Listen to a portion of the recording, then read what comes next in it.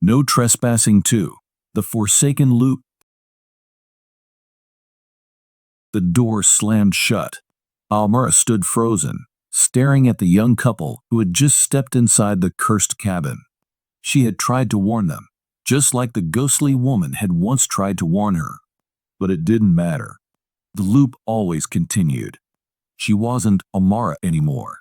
She was something else, something trapped in the cabin, forced to repeat the same words, to watch the same events unfold. And soon, the young woman before her would take her place. The girl's eyes widened as she met Amara's hollow gaze. "Ethan," the girl whispered, gripping her companion's arm. "Something's wrong. We need to go." Ethan frowned, stepping forward. "Who are you?" Amara felt her lips move against her will. "You shouldn't be here." She wanted to scream, to beg them to run, but the words wouldn't come. The cabin had stolen her voice. The tape recorder crackled to life. "Help me, please." The girl paled. "Ethan, that's my voice." Ethan's brow furrowed. "What?" "That's impossible." It had begun. The first sign that they were already trapped. Amara clenched her fists, trying to fight the force holding her in place. If she could break free, just this once, maybe she could stop it. But the cabin wouldn't let her. A low creaking echoed from the far end of the room. The back door. He was coming. Amara turned sharply. The shadows shifted, writhing. The thing that had taken Ethan last time was stirring. The girl grabbed Ethan's arm. "We need to leave. Now." Ethan hesitated. Amara wanted to grab him, to shove him toward the door, but she couldn't move. She was a puppet in the cabin's cruel game. Then, the thing stepped forward. A man, or something that used to be a man, emerged from the darkness. His skin was stretched too tight, his mouth permanently frozen in a grotesque grin. His eyes were black voids, swirling with something ancient. His voice was a low hiss. "You trespassed," the girl screamed. Ethan lunged for the door, but it slammed shut before he could reach it. The thing moved too fast, closing the distance in a blink. Long claw-like fingers wrapped around Ethan's wrist.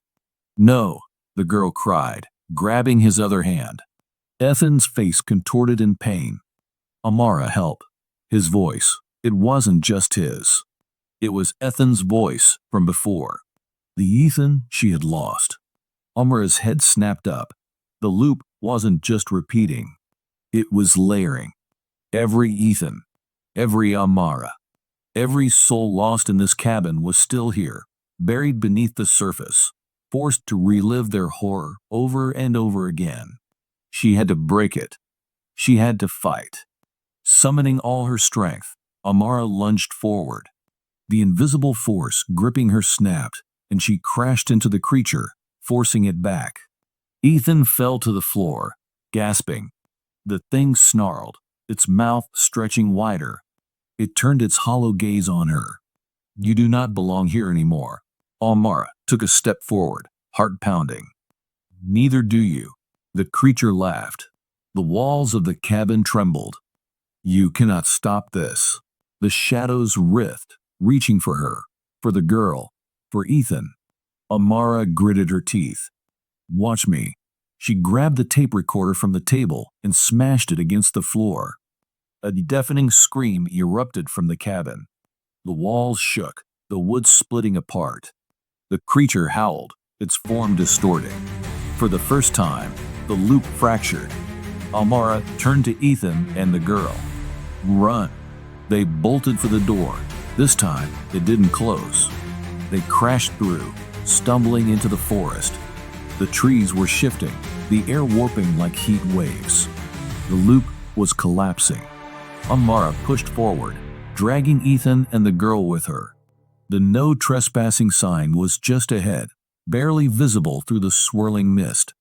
They had almost reached it when a cold hand gripped Amara's arm. She whirled around. It was him, the original Ethan, the one she had lost. His face was twisted in pain, his eyes desperate. "Amara." Help me. Her heart clenched. She had a choice. Escape, or try to save him. Ethan's grip tightened. Please, don't leave me here. Tears blurred her vision. The cabin groaned, the world around them crumbling. If she stayed, she'd be trapped again. But if she left, Ethan would be lost forever. The girl screamed, Amara, come on. Amara looked at the Ethan before her, the one still alive, the one she had just saved. Then back at the other Ethan, the one who had already been claimed. Her breath hitched. I'm sorry. She yanked her arm free and ran. The moment she crossed the no trespassing sign, the world shattered. The aftermath, Amara collapsed onto the road, gasping for air. Ethan and the girl lay beside her, panting. The forest was silent. No sign of the cabin. No sign of the thing that had tried to take them. It was over.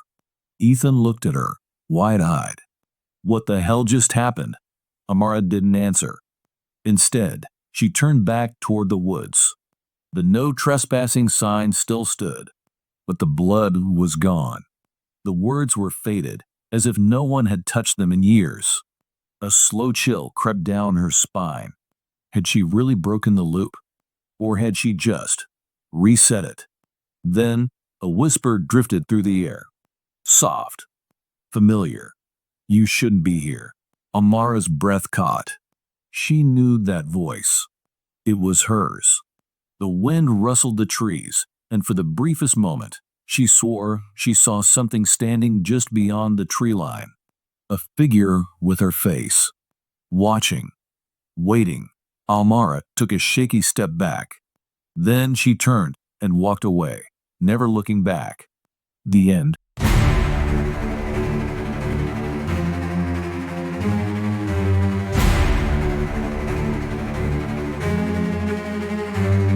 No Trespassing 3.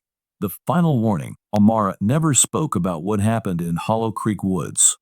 Not to Ethan. The final warning. Amara never spoke about what happened in Hollow Creek Woods. Not to Ethan. Not to the authorities. Not to anyone. She should have been grateful to be alive, but she couldn't shake the feeling that something wasn't over.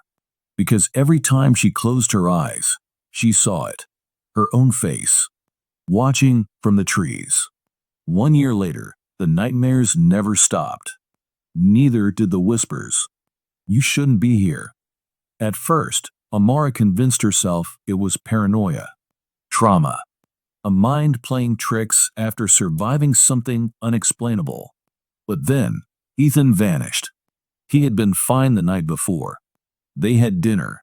Talked about finally moving past Hollow Creek. But when Amara woke up the next morning, his bed was empty. His car still in the driveway. His phone on the nightstand. No forced entry. No struggle. Just gone. Just like before. Panic clawed at her chest. She called the police, but deep down, she already knew. The forest had taken him back. The return to Hollow Creek. Amara stood at the entrance to Hollow Creek Woods, staring at the no trespassing sign. She had vowed never to return. But this wasn't about her anymore. She stepped past the sign. The air felt wrong. Too still. Too cold. The trees seemed to lean inward, as if the forest recognized her. Then, a voice. Soft. Familiar. Help me, please. Amara's breath hitched. Ethan. She ran, branches clawing at her arms, shadows twisting at the edges of her vision. Then, the cabin appeared. Exactly as it had before. Amara's stomach churned. It was waiting for her. She pushed the door open. Inside, the tape recorder sat on the table, just as she remembered. The air was thick, suffocating. And then, she saw him. Ethan stood in the corner, facing the wall, unmoving. Ethan. Amara rushed forward, grabbing his arm. We're leaving now. Slowly, he turned. Amara's breath caught. His eyes weren't his anymore. They were black voids, swirling with something ancient. His lips curled into a too wide grin. You shouldn't be here, he whispered. Amara stumbled back, horror slamming into her chest. No, no, no, no. The shadows around Ethan shifted, breaking apart. Another Ethan. And another. And another. Layer upon layer of all the Ethans who had ever been trapped here. Dozens. Hundreds. Lost souls piled on top of each other. And in the center, herself. The other Amara stepped forward, identical in every way except for the emptiness in her eyes. You didn't escape, the doppelganger whispered. You just bought time. The realization hit Amara like a thunderbolt. She had never broken the loop. She had only delayed it. It always came back for the ones who left. And now, it wanted her. The doppelganger tilted its head. You have two choices. The shadows swirled, the walls trembling. Stay, the other Amara whispered, and take my place. Or run, and let it take someone else in your name. The weight of the choice crushed her. If she left, someone else would be pulled in. Another girl. Another Ethan. The cycle would continue. But if she stayed, it would end. Her pulse pounded.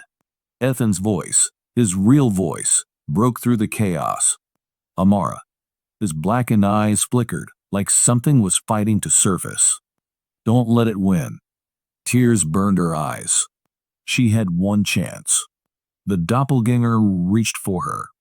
Choose. Amara grabbed the tape recorder and smashed it one last time. The cabin erupted. A deafening scream filled the air, the walls collapsing, the darkness unraveling. Amara threw herself at Ethan, dragging him toward the door. The forest shrieked, trying to hold them in. She ran faster. Faster. The no trespassing sign was just ahead. She crossed it, and everything went white. One final warning. Amara woke up in the middle of the road, gasping. Ethan was beside her, unconscious but breathing. The forest was silent. No sign of the cabin. No sign of the other Amara. She had done it. She had broken the loop. Or so she thought. Because when she turned her head, the no trespassing sign had changed. The words had been replaced. A new warning. A name. Her name.